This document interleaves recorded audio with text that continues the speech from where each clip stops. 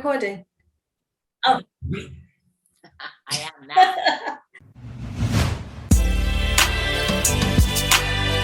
Got it. Hi, ladies. How are you guys doing? We are well. How are you doing? I'm good. How are you, Wenkosi? How was your morning? I have to always remember that we are way ahead of... I know, that was okay. It was okay. It's still morning there, isn't it? It's like half... Well, now it's afternoon. It's almost 3. Oh, yeah. Okay. Yeah, I think there's a time difference.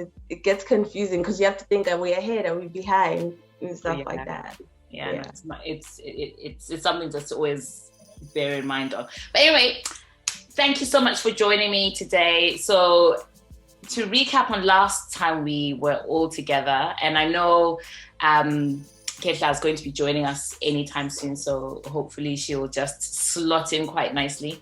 But last episode, we spoke a little bit about our pregnancy journeys, support, and just some differences in natal care in USA and UK. So it was quite interesting just to hear the different journeys, how we have all kind of been, I guess at the end of the day, what you find is that it's an individual journey, and some of the experiences are similar, some are not. But what is clear is that, motherhood is just an interesting journey. So today I was really wondering if we could talk a little bit about something that you mentioned, Wenkosi, and it's been sitting at the back of my head. There is so much to unpack from that previous episode. Like, I feel like that conversation could have gone on, but there's so many things that we spoke about.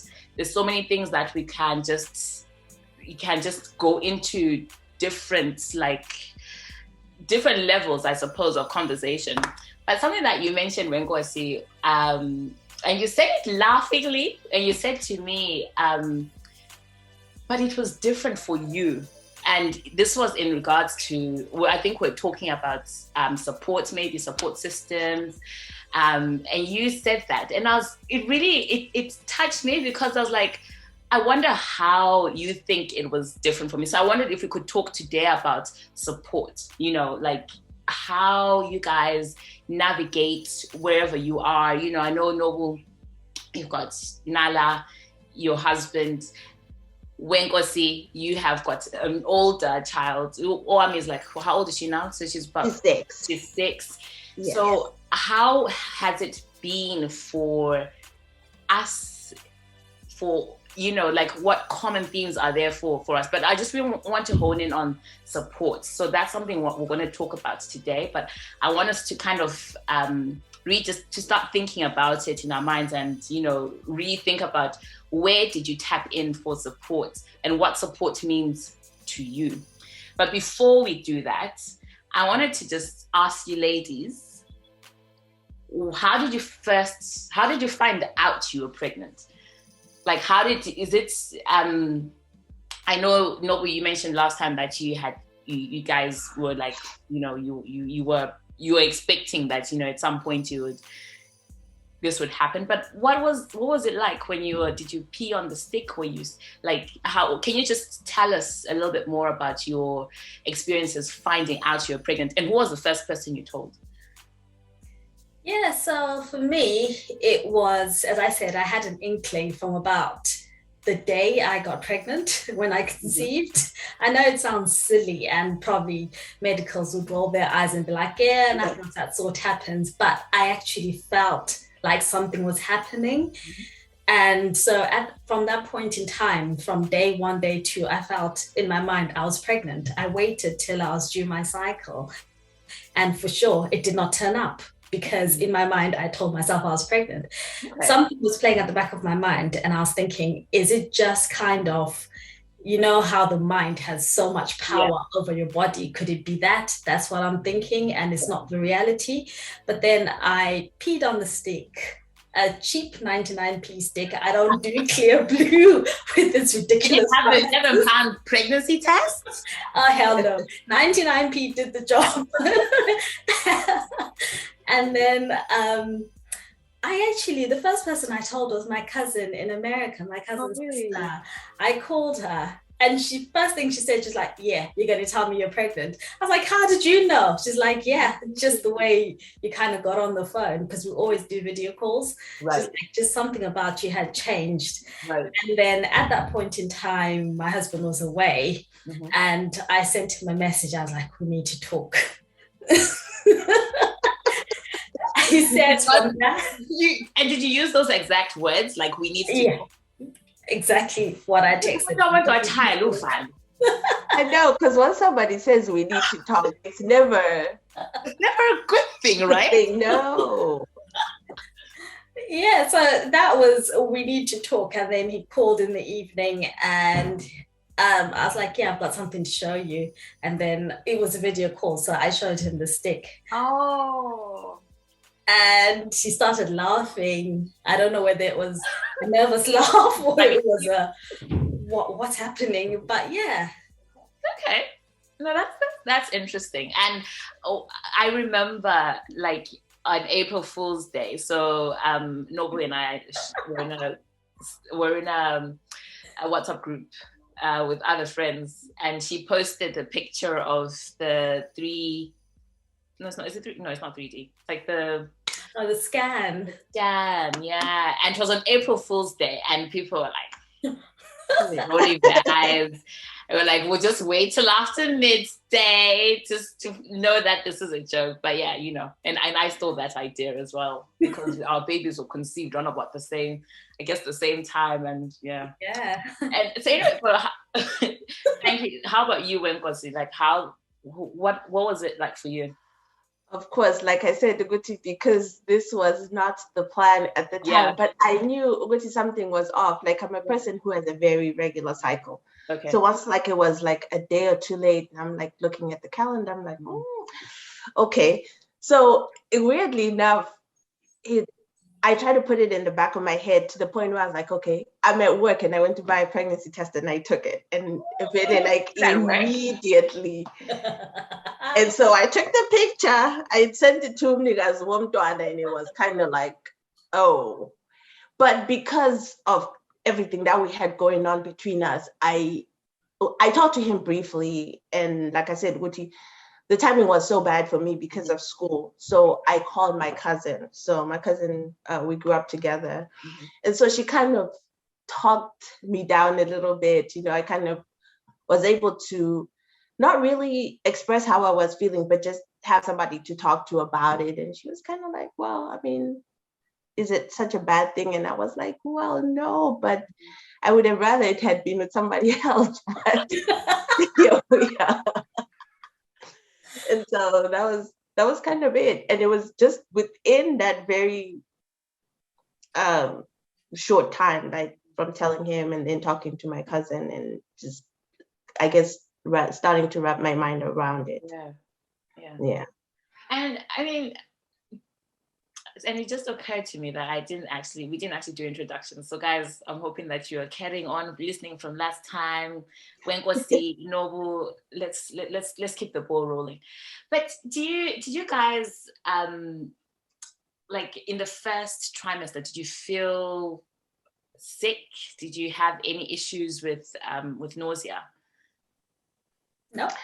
I had really bad nausea because I have acid reflux.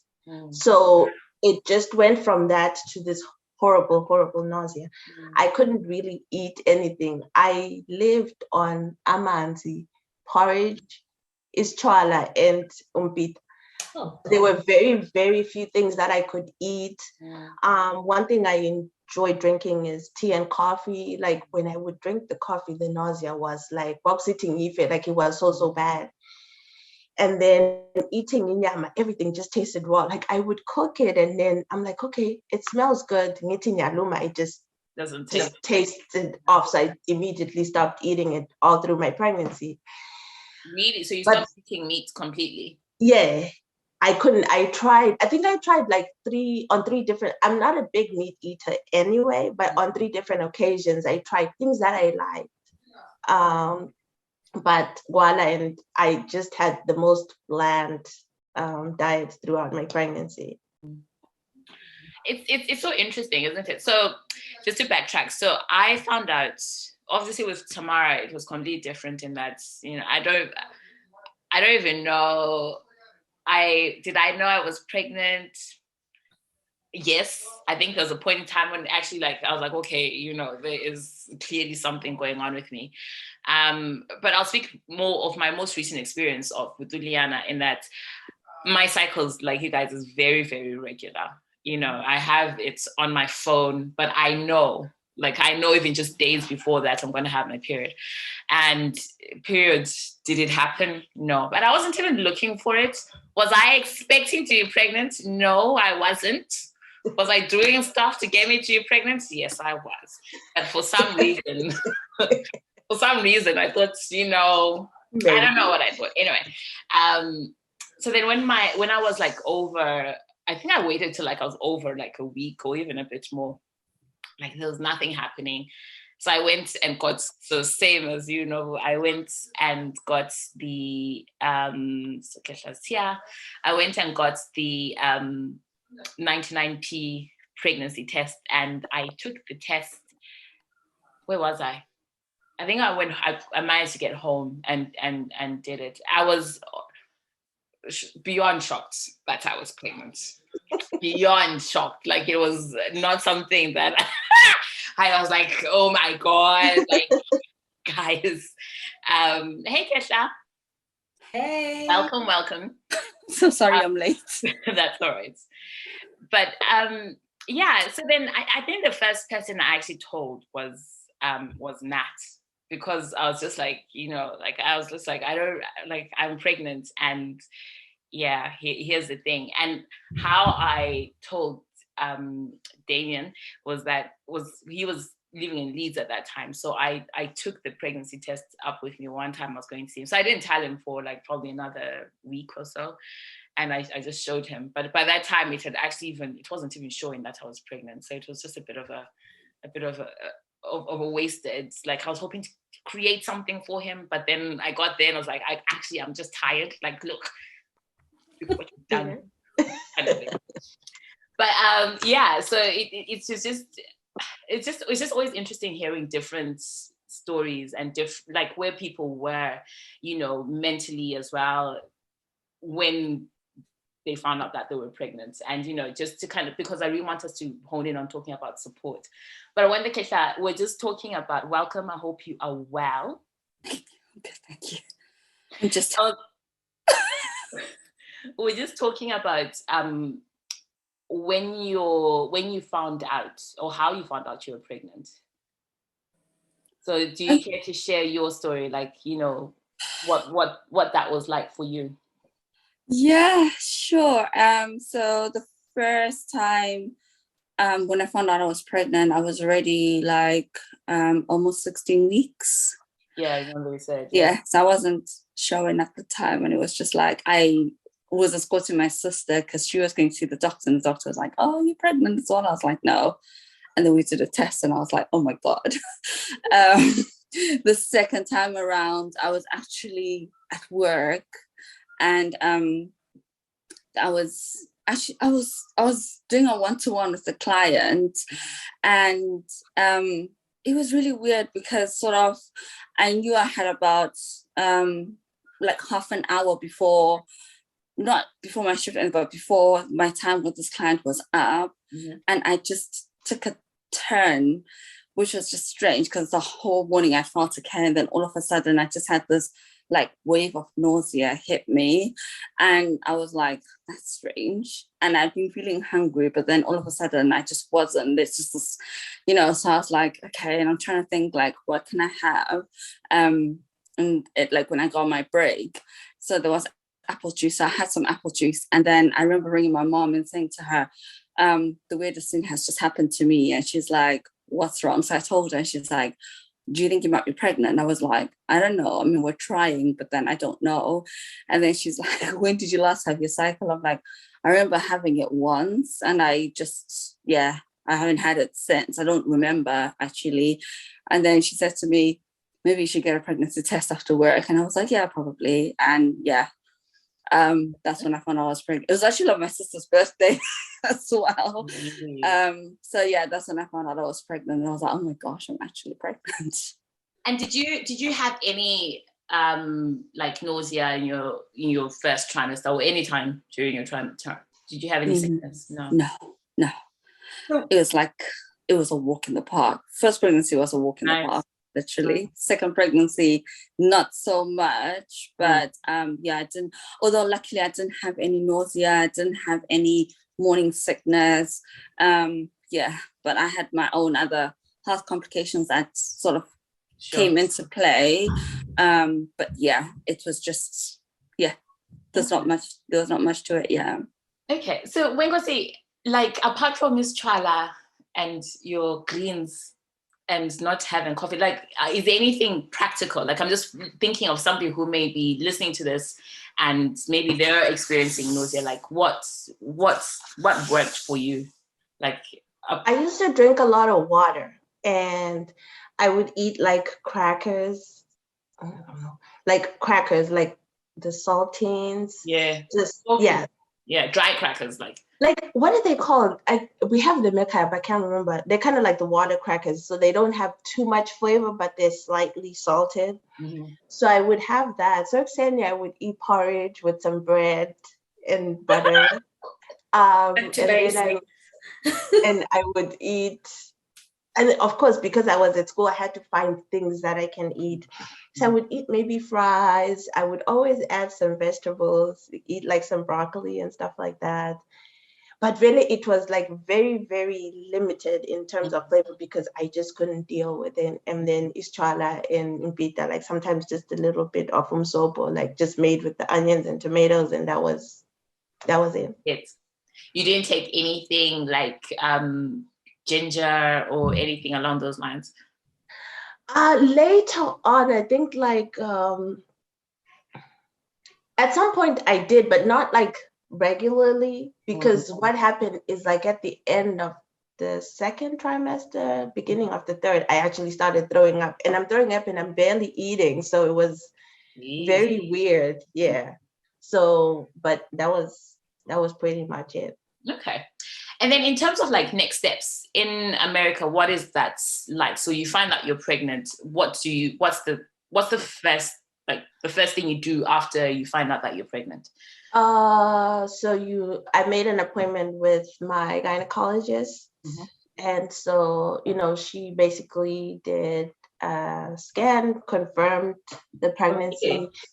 And then how many weeks were you then? Roughly? Probably like 6, maybe. Okay. Yeah, it was pretty early. Like I said, I didn't get that chance to be like, oh, I didn't know I was pregnant, So it was fairly early. And so she did it's kind of like a manual scan, just confirm the pregnancy. And then scheduled visits after that, doing like the blood work. Obviously being older, they offered the options for like the what is it called? Kind of like genetic tests and stuff like that. Yeah. And then just had my regular visits. I think it was, I want to say every 4 weeks, maybe. Right. Okay. Yeah. Okay. And then later on, because my doctor was not affiliated with any hospital, so they kind of let you know what hospitals they work with in the area, and you get to do like the hospital visit and figure out which hospital you want to deliver it and stuff like that. Yeah. Okay. From a UK perspective, Nobu? Like I remember. Please, again, I've just gone blank because I was listening so into what he was saying. But it's mostly to GP. So I remember I rang the GP. I knew I had to register with the midwife. So I thought the GP would put me in touch with the midwife, but it was a self-referral. But there was no, I don't remember, like there was no other confirmation of pregnancy. So I just said to them that I was pregnant. And they were like, okay. They didn't do another tests to double check there was no scans. Like I think the first scan was at, 12 weeks? 12 weeks? For you. Yeah. For me, it was slightly different because a few days after I confirmed that I was pregnant, after work, I was feeling a bit ill and was spotting. So I decided to take myself to hospital, and they kept me in. And then one of the registrars said to me, oh yeah, we can check if you're still pregnant at this point in time. If your pregnancy isn't viable, we can't help you. I was like, let's just check that the pregnancy is still there. So they did a transvaginal scan, and they were like, we can see the yolk in the sac. So it was still early days. So there's really nothing they could see, but they could see that there still was something living. And they kept me in hospital overnight. And so from probably 4 weeks, I had scans right till the day before I had the baby, because I had like different medical condition which had to be monitored. So kind of having scans every month. And then when they were having this discussion with you, was you around, were you alone, or did you have support with you? So the day I went to hospital, funny enough, it was snowing. I got snowed in, and end of Jan, I remember. And the whole time I was on the phone to PK, because he was in South Africa. He was now worried, thinking, okay, should I come back? I'm like, no, I'll be fine. And then kind of just before my phone battery died, because I'd left the charger in the car, I rang my parents to say, I'm in hospital. I'm having a baby. Not yet, but this is Is that when you told your mom? Yeah, I had to tell them, because at that point in time I was feeling a bit scared, thinking, okay, I really want this baby. I cannot lose this baby. I know it's only 4 weeks, and it is normal for pregnancies to self-abort or self-terminate if they're not viable, kind of within the 12-week period. That bit I know, but I was just praying and hoping that it would kind of hold. And so I just told them, and my mom was like, oh, do you want me to come down? Because she lived up north at that time. And I was like, no, it's okay. And then she rang and told my brother. I was like, you can't come visit me. You'll see me afterwards. And then I rang a friend to say, can you bring me a toothbrush and a change of clothes the next morning? Because I was kind of conscious that I wouldn't have had a bath or brushed my teeth. And kind of the first thing she said when she saw me was, I hope you're not pregnant. And I kept quiet. I thought, that is not the kind of negativity I want to hear right now. Yeah. And then kind of straight after that, went to the GP, and obviously he's like, yeah, you've been to hospital. Do you want to keep the baby? And I was like, yeah, and referred me to a midwife. And I had a really amazing midwife. Yeah. And I know I shouldn't really differentiate and say she was a Black African, but she was the best thing ever. Yeah. She understood where I was coming from, and I had her from the start to the end. And I think her care was above and beyond. I think there's something about that, isn't there, with having care? And I wonder if, you Khetla and Wenkosi, you can relate to this as well. My midwife was also a Black Caribbean woman. She was Jamaican, but she made such a difference. I noticed the differences in care I would get from her compared to her other counterparts, and I think because at being an older, especially like with Liana, being an older mom, I'm just so aware of facts and figures that are constantly thrown at you about mortality, especially amongst Black mothers.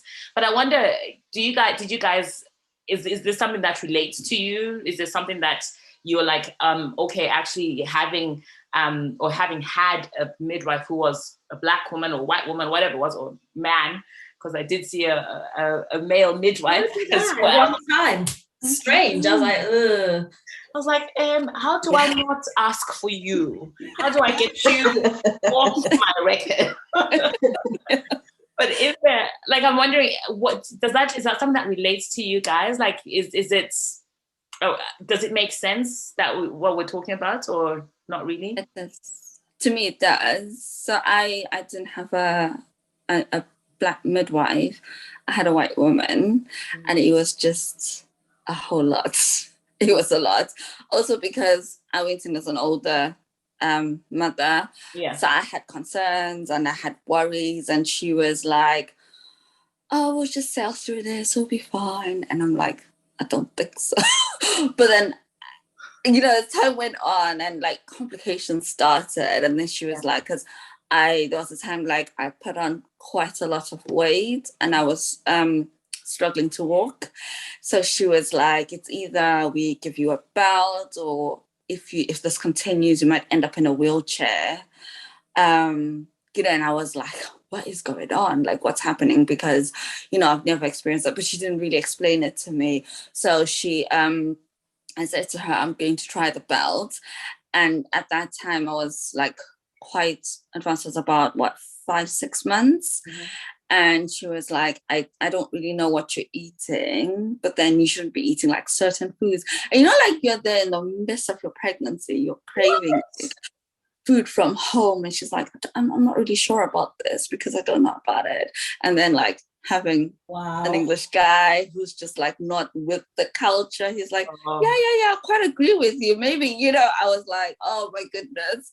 But yeah, it was a lot of stuff because I wasn't really eating estralacinengi, that kind of a thing, because I've never really liked it, and I was just like not into it. But then when I was pregnant, I just wanted estrala, ulusu, and he'd be like, oh, this is just horrendous. Should you be eating all these things? So it was just like, I had the thing is because I didn't have nausea, but I had a lot of heartburn. So it was just like something else. Actually with both pregnancies, I had a lot of heartburn, and at home I just used to take Gaviscon, but here it was just, I don't know. It was really weird because I don't think I had it. But I can't remember what I was taking for the heartburn, but it was just like, but it was all these things. And you know how they give you that list of like foods you can eat and foods you can't eat. So he was making sure that we had all the foods that I could eat, even though some of the stuff like I didn't like it. So this like stuff like I had to have a lot of Weetabix because I was on additional iron meds due to being anemic. It's just one of those things that to this very day I cannot stand the sight of Weetabix. I can imagine. Yeah, it was. Yeah, but those things. Okay. No, and is there? What about you in Wenkosi? Like, what was it like? Did you have do you have a midwife? What do you have? Like, no, I had the same gynecologist since before. And one thing I've been very conscious about since I've been here is always picking a Black doctor whenever I can. Like at some point, my primary care doctor, my gynecologist, and even my dentist were Black. Really? But obviously I quickly lost the dentist, but that kind of stuff. But I've been very conscious. You hear so many stories about people not connecting with their healthcare providers. So that was big for me. So I had the gynecologist and I'd had her for a while. So it was easy to make that transition, her being there during my pregnancy journey. And she was great. And so anything, like I had issues with like fibroids, even previously. So we kind of went through that, her explaining things that may possibly happen. But fortunately, I was able to have natural birth even after all of that. But she was there. I think it helped Uguti, she had been there before. So we just carried on the journey and she was great. Okay. Can I just add something? In terms of my care, I think also because the NHS trust where I live was failing. So it had been under CQC spotlight for a little while. And so they were kind of you have to improve because there'd been so many maternal deaths.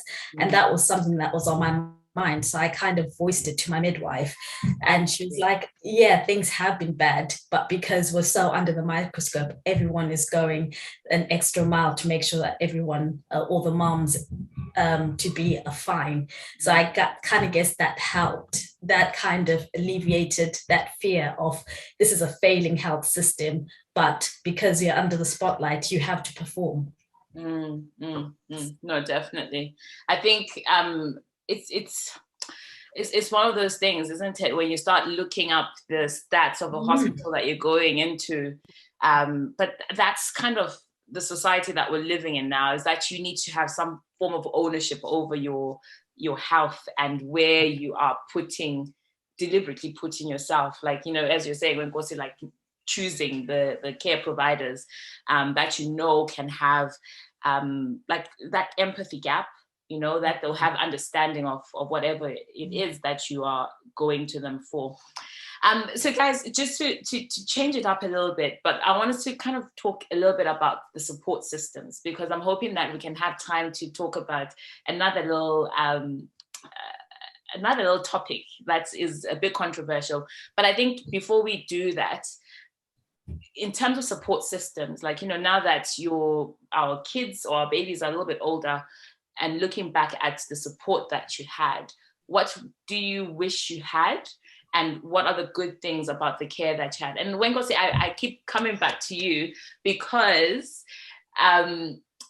it just sounds to me like your tribe, the people around you, are just absolutely amazing. So you had, like, all through your university, you've had, like, whilst you're studying, you're pregnant, and you had all your friends coming through to help. So can you just tell us a little bit more about that? And also tell us a little bit more, if you can, about how much involvement Owami's dad, like, how much involvement did he have?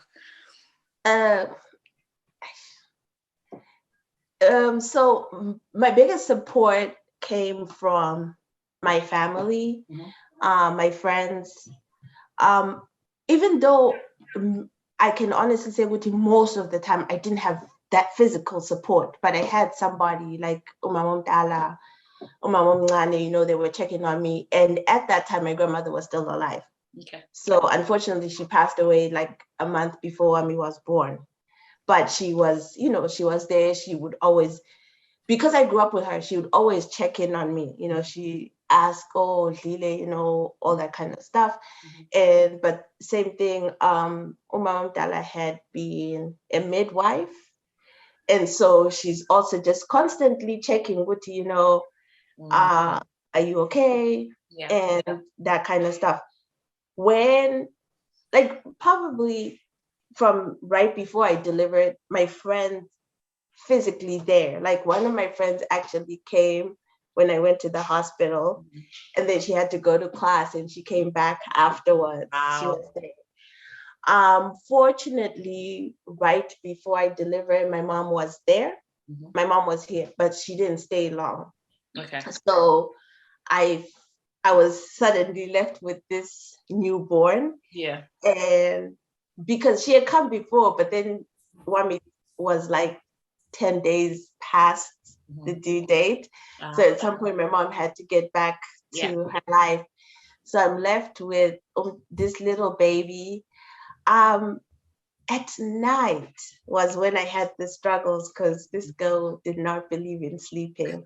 So at some point, I got dad would look, can you come at least ebusuku so I can sleep a little bit? And so for the most part, he helped with that. Yeah, you know. Although there are moments when this is when that thing about loneliness in motherhood kicks in, because I think it was more the anxiety, but then realizing this little baby has established a pattern, because throughout the day, Wailala, you know, she would nap here and there, but once it hits 11 o'clock to midnight, this girl would be up. And I developed that anxiety, which, oh my gosh, it doesn't matter when I put this girl down for a nap. Yeah. By midnight, and she's up for the next 4 or 5 hours. And so that was when I was able to get her dad, okay, at least just be there. Yeah. And watch Umdwana. And, you know, after a while, things, you kind of get used to it, but I had that. But like I said, which again, I had my friend come so I could study. She would hold the baby, just things like that. And then when she was almost 5 months, that's when my aunt came from home to help. So And that, yeah. So do you feel like you would have liked more help, like in terms of support? Would you have liked more help in the nighttime, like just to kind of in the first few months? Yes, definitely. Because even when my friends would come, but at the end of the day, they would go home. And that was when I have that challenge with, okay, now we should be sleeping, but that's not going to happen. So at nighttime, that was when I really, really needed the help. And then at some point, I did go and visit my aunt. I think she was a little over a month. And again, babies will do whatever they do, because I complained, no, she doesn't sleep ever. So the first couple of days we were there, she would sleep. And then my aunt is like,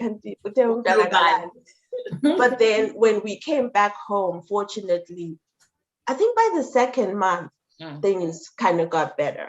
Yeah. No, okay, I relate. And how about you, Nobu? Because I remember you were home for some time, like you went to SA for some time, but I've forgotten at what point it was. I just remember you being away for such a long time. But I mean, just ignore that. But what support did you have, and what support maybe do you wish you could have had, if there's any? I think the way I approached it, or we approached it, was we're in this together, myself and my husband. So he was my total support system. He knew I relied on him totally, and he was fine with that. He took up the mantle and basically did not disappoint. And for that, I'm quite thankful. So at that point in time, it was just me and him.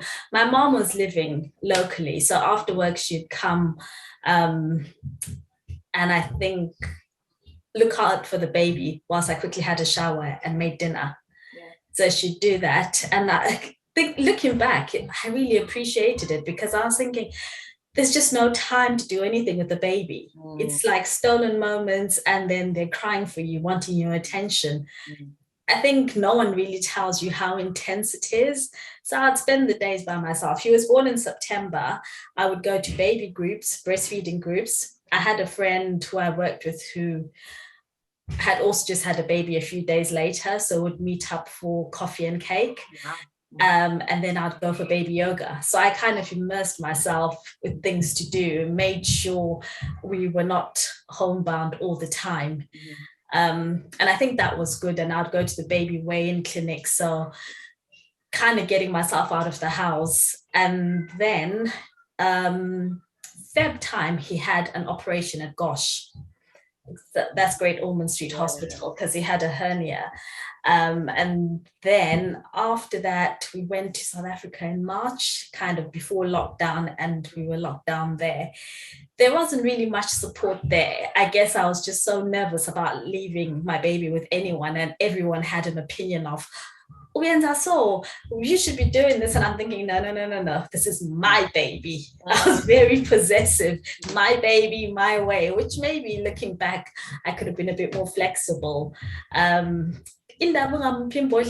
don't you put Cyrilac or whatever? And I'm like, no, he's exclusively breastfed. And they didn't get that concept, because for them, they hadn't actually experienced that. In terms of support, looking after the baby, playing with the baby, that was all I required from them. I figured I had the maternity leave the full year, so I would spend as much time, every moment possible with him. Okay, nice. Putting us to shame here, doing baby yoga, baby mask, like, check.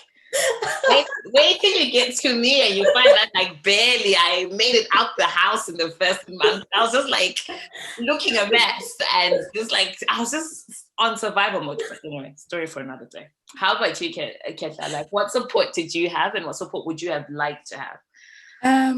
So for me, the first time, it was just my siblings and I, literally.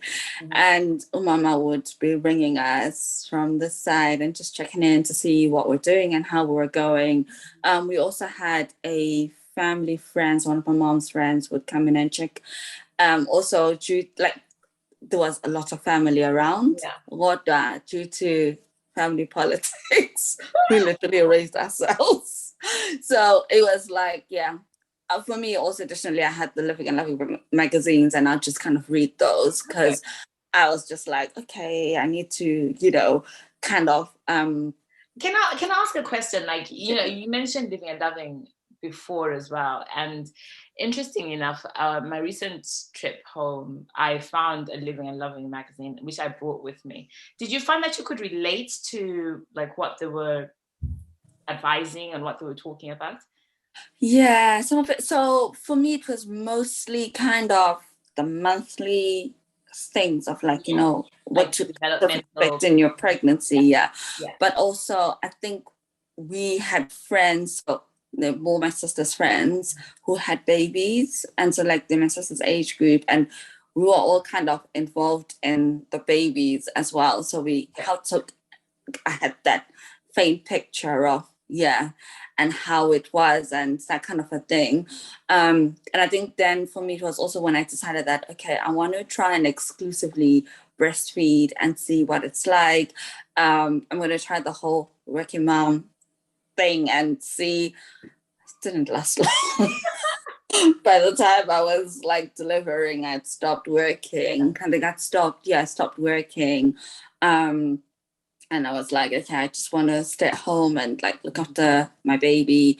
And so like mama was like helping us out. So that's what we did. And she was helping financially, emotionally, because she's always on the phone. And then her friends would come in to check on us, just make sure that we were okay. I had a cousin as well who was like, would drive in to come and see us. And that was the thing. So she came, she came after we had the babies, and I think they were about 3 months. And that was when we went to Pretoria, Oti, blah, blah, blah, to to welcome them into the family, bands and siblings and all that stuff. And so that's when the uncles already knew that they were grandchildren, just hadn't seen them. So everybody then got to see the babies then, but didn't see them for a long time after that. Because we then went back to Joburg and was just like, okay. But yeah, it was, I think then, because we were just kids, or like, young adults, it was like, my little sisters then took on that responsibility, but then they would still be like, no, we're kids, we're just the little aunties, we're not really supposed to do anything. So yeah, and I had the same problem as Wenkosi, because my little one during the day would be asleep, at night he would be up, and he loved food. Because that child used to wake me up just to breastfeed, and I was like, yeah. And that was the thing. And but like I get that so much, because really, like with the time I was, honestly, it was a completely different experience for me, because my mom was literally beck and call. Like I think I even remember at one point in time she would get up, if Tamara was crying, she would come and position Tamara so that she could just feed and then go back to sleep. Yeah. But with the Lily, it really has been all on me. And, the whole not sleeping at night, like, I get that. And that is why I struggled to do. That's my excuse anyway. And before 3 months. Yes. Held on to that's the thing. I was like, what's baby group?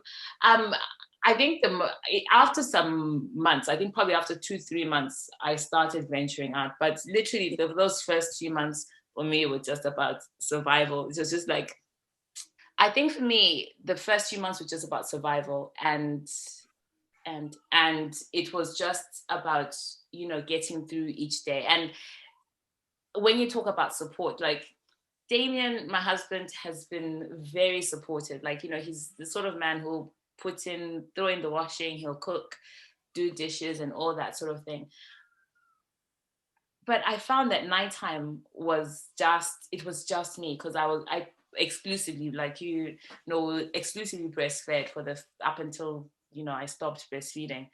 So at nighttime I was up breastfeeding, and I was just like a walking zombie. I was so exhausted. And that whole sleep when the baby sleeps, like, and then when does everything else happen? So anyway, I say this to say, because just interesting how different levels of support that we've all had, and our different experiences with the support and what we would have wanted. Now, to change this subject just a little bit, and I wondered if we could just spend the last few minutes of this recording talking about something that has been on social media quite a lot recently. And I'll start off with a lady. She's an influencer here in the UK. She's called Tony. I don't know what her surname is. It's Tony Tone. At Tony1 is her Twitter handle. And she was saying that, like this is a few months ago, she's saying that personally, I think if female fertility didn't begin to decline in the 30s, more women would have their first kid in their mid-40s. I think for some women, the choice to have kids in their 20s or early 30s is somewhat prompted by fertility concerns. And so bearing that in mind, and then recently we've seen Ruveneko. I'm not sure if you guys have seen, like like a few months ago, posted that she was going to be a mom. But that she had gone a non-traditional route of this. She didn't exaggerate. She didn't explain that she's whether she used a friend that she knows, or whether she used IVF or whatever it is, because we know that she's got the means. But that is not the issue. I just feel like as we are getting a bit older, it's difficult to find men who are sometimes willing to go down journeys with us in terms of building families and stuff. So you're finding more and more people wanting to have children on their own, because the desire is there. Like, I've always known I wanted to be a mom, so I'm going to do this myself. And I know of somebody recently, personally, who went, she's in her early 40s now, and she waited a long time for this particular sperm donor, because she was like, you know what, in the London area, there's not a lot of black male sperm donors. So what she's got in the end is somebody who's mixed race, and she also wanted somebody with a bit of Caribbean in them. So the perfect match came, and she now has bouncing boys, like she's got twins. And she's really, that's the journey that she wanted. That's where she's at. But I wanted to hear from you guys, and thinking and just really building on the support kind of theme.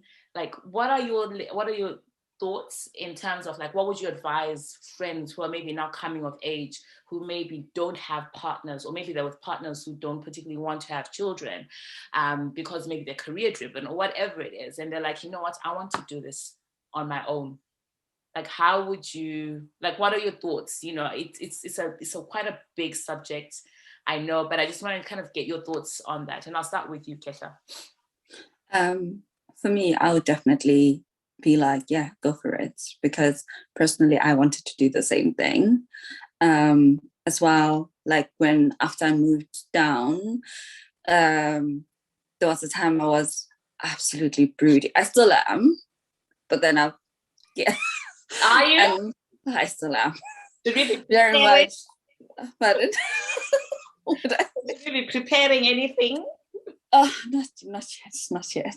But then it does hit me. Now I'm like floating in it, like I'm in and out of it. But there was a time it was like a constant thing for, I think, almost like 3 years straight. And I was like, I want to have a baby. And if I could have multiples, that would be a bonus for me, so I don't have to do it again. I remember even going to see my GP, having a chat with my GP, and like asking my GP, like, am I too old? My GP was like, no, you're fine. And like, you could easily have a baby. He was like, I remember he said to me, it'll be much beneficial for you if you were like in a same-sex relationship, because they would kind of take it more seriously, but even on your own, you can still do it. So I was like, yeah, he was like, so by any chance, are you inclined that way? And I was like, actually, no. But wow. Yeah. That's an angle I didn't see coming. And I was just like, he was like, no, it's still not a problem. You can still go ahead with it if you want. And I was like, but like, sort of, what are the chances, like, if I had to have twins? Because I wanted twins just so I could have just go it at once and not have to do it again. And he was like, but then there's probabilities, and I was like, okay, I'm willing to work with that, and I'm willing that if maybe I can't have twins, I could have baby after baby, because I was like, if I have one, I want to have another one, because I wanted to have like an even number of children, like 4 children. So yeah, and I was all for it, like, I'm gonna, do it all, don't need a man for this. And if I do meet someone, then they would know that, okay, this woman, like, literally, also another thing kind of buying out of that is I personally want to have the children, hence why I'm having them, and willing to go down the route by myself. Okay. And I think also, as much as I would support someone, I would also be saying to them, I'm happy to support you through with this. And, I would advise you to do it if you want children, because you want children, especially if the partner doesn't want to have kids. Yeah, because for me it was like, I want to have more kids. And if I can't find somebody to have children with, I'm willing to go down. Yeah. Okay. Great, because I feel like we should have a part 2 of this conversation, looking at the other side of, what that child grows up, how that child grows up, not knowing who the father is, etc. But that's a topic for another day. But for today, I'm just thinking about just what if your friends or people who are close to you or family came and said, you know what, I want to have a child, and I want to have a child of my own, bearing in mind that you guys are mothers, what would you say? So Wenkosi. I would say go for it, because there's so many things in life where we wait for everything to be perfect. Yes. Yeah, I want to get married and then have kids. We've seen what happens in relationships. We've seen all kinds of things. If it's something that you want, go ahead and do it. Mm-hmm. Trying to wait for the ideal, like Owuti, I'll want to have my career in place, get married. Things don't always happen like that. But if it's something that you know for sure that you want to do it. And I think now we are exposed to more options, even the option for people to freeze their eggs, even though it's costly. But if you have the means, knowing, this is something that you can do. Just making that decision for yourself when you're ready for it. And I feel like less people now, right? This is something that you want for yourself, because you can still have a child and be married and something else happens and people will still have a say about that. So that should not stop you. If it's something that you want, to do it. And especially when the conditions evuma, even better. Yeah, I actually know somebody as well. Now they have 2 kids, and she decided, okay, I'm ready, I'm doing it. And this is it. Yeah, this is what I want. Nobu? Let's normalize this. There's no set way of having kids. Some are adopted, some are conceived via IVF, some sperm donors. I just say go for it. I think we always have to be open-minded, because we don't know what paths people have trodden to get to where they're getting to, or to make their mind up to go that way. I know, for instance, I've gone and had a baby via a sperm bank, and I kind of really, really am happy for her, because she's got a bouncy baby who she loves. We all know she loves him. She's had, it was a case of now or never. And I think, as Wenkosi says, you just forget about what people are going to say. People always talk good, bad, ugly. They'll never stop. You do you and live your life, because at the end of the day, you want to look back and think, I lived my life the best way I could. Yeah, no, totally. I think what you said about normalizing it is the the biggest thing. I think it needs to be normalized, because it almost, even when you're talking about it, even when you like read the comments, like under Rubeneko's post, it was just, you know, it's mostly men, unfortunately, just being vile, you know. And I think, you know, it'd be really interesting to have this conversation. I know we have guys take over, so it'd be interesting to, I think we should come back to this conversation after we've aired their episode, and pick up some of the things that they have discussed. It'd be interesting to hear some of their points, because they're all, again, Zim men, Derere men, so it'd be interesting to hear what they think. And then I wonder if we can maybe come back to this conversation again, because there is a lot of other things that are thrown into the picture. For example, identity, you know, like, how does this child grow up? I grew up without knowing who my father was, and here I am a happy-ish woman, you know, not ish, I'm a happy woman. Like, you know, I don't think that him not being present in my life has had an impact, but I don't think it's had that major impact. But anyway, I say this to say, because I feel we should come back to this conversation and really hone in on it, maybe just have a whole separate episode on it, maybe invite a few more other people to the panel. It'd be interesting to hear even conversations, like, not conversation, but thoughts from people like Nat as well. So I think that's something we can hone in on and really just have a conversation around this subject. So we'll leave it there for now, but with a promise to kind of come back to it. And I'm very conscious of the time. All of us being mothers, I know that we have got other things to do, but I wanted to kind of end on, what is the one thing that you would suggest to somebody who is just about to go into hospital to deliver a baby? Like, what is the one thing that you would suggest? So I want a practical item to throw into your, don't forget this, in your hospital bag, and also just something like, you know, to carry them through. Like, you know, what is the one thing that helped you through labor and delivery? And we will kind of have a whole episode on labor and delivery. Like, I'm really interested to hear what you guys' thoughts are on that. But yeah, so what is the one thing that you would say to somebody? Don't forget to throw this in your hospital bag. And number two, you know, here's something that helped me through the pains of laboring. Nobu. I'll just say, bring along a sack of food or snacks. No lie, because that hospital food is, first of all, rubbish. It's inconsistent when it comes. It doesn't hit the spot. Just carry some snacks, some dried fruit, some chocolate bars or whatever, even though I wasn't able to keep it all down when I was actually laboring. But knowing that if I wanted to, I could have kind of gone back into my stash and had something that helped a lot, because you do feel hungry. It's labor. Labor is work. So it needs energy, and you need your food. Yeah. Did you guys actually eat your snacks that you carried to, like, do you eat it? You did? Yeah, dried mangoes. I was like, what's his food? Anyway. Khetla, how about you? I agree with Nobu. Snacks, lots of snacks.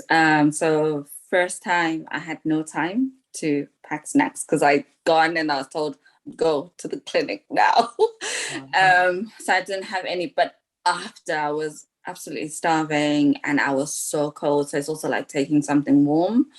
It's weird how you just have that sense of emptiness and just this cold that, I don't know if anybody else has experienced it, but I did, and it was the worst feeling ever.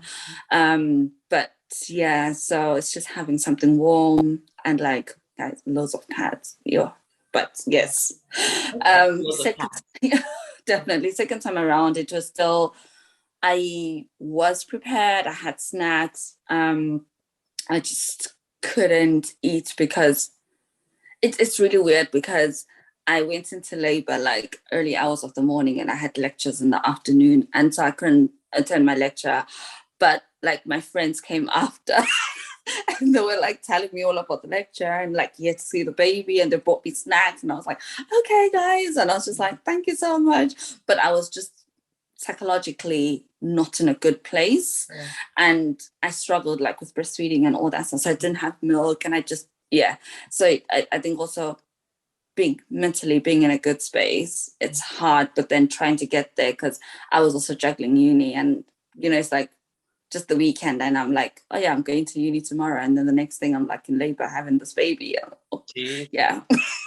So it's that just also having maybe stuff that will help you like to meditate if you're into that as well helps a lot. Yeah. Thank you. Well, last but not least, you know what, I can't even really think of anything. I had packed the baby's bag with everything that I thought I needed, baby's outfit, something for me to wear. I ended up at the hospital without it. Everything happened so fast. But I think for me, the most important thing is the people that are there with you. Because like I say, everything happened fast. I left the house to go drop up an assignment at school and end up at the hospital without the bag. And I went in the night before, had the baby on the Tuesday morning, and then I was home the next day. So like I didn't really have time to need, if anything, I had my phone, but I had people there. And then my classmates were checking in and, things like that. So that was really it. I didn't have time for anything else. Hospital food wasn't that bad, but coming from where I was coming from, I really didn't have too much of an appetite.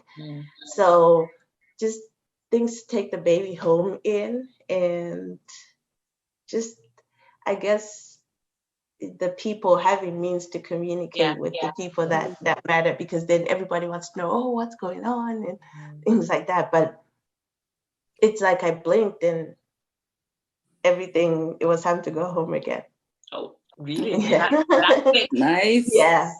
Yep. Listen, I one thing I was told consistently with my second pregnancy was that, as it's your second pregnancy, it's going to happen so quickly. You're going to be in and out. Like, I wish I could see each and every one of those people who told me that. Honestly, like with the Tamara, I remember my waters broke at midnight. I went to the hospital at 8, 10 o'clock. I had delivered. That was it. With Liana, like I was overdue. I had to have sweeps done, which we'll talk about at another stage. I went into hospital at midnight and only delivered at 4 o'clock the following day. Like, honestly, it's so fresh in my mind. And that is how I know I'm not going to have any other kids, because I remember that only too well. My advice to anybody packing your bag is, I don't know, I think it's the outfits, your outfits, pads. I can't think of the one most important thing. I suppose it's also important to decide what you're doing, whether you're breastfeeding or not, before you go, because you need to then prepare for that before you go into to deliver. But yeah, it's something I found. I think as time progresses, we'll put up a little resource for people to be like, oh yeah, this is what we have found useful to like taking into hospital. So that's something I'll put, and then we can attach it to this episode so that it's there as a handy guide. But yeah, practical, please. Stuff for showering, because at times you don't even know how long you're going to be in hospital for. You can be lucky to be kind of released the next day, or you have to spend a few days just with no toiletries. I don't think I'd survive. Yeah, no way indeed. And also, like, button down gowns and stuff if you're breastfeeding, those are really, really helpful.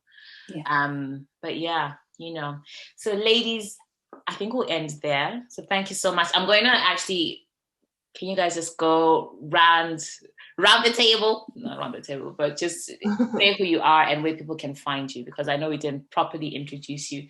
I promise to be a better host next time. So Khetla, we'll start with you. So and your apps. I can be found on Instagram. So Instagram, I have actually all my profiles are private, sorry. I'm more active on Instagram and Twitter. I use Instagram. I am Khetla EJ, and under the name Jabulile Henderson. And no, sorry, that was Instagram, isn't it? Twitter, sorry, I am Khetla Yatsana. My name is Jovial Manube. I literally, yeah, that's where I can be found. Okay, that's on Twitter. Nobu, I know you're on Twitter. Nobu Tech.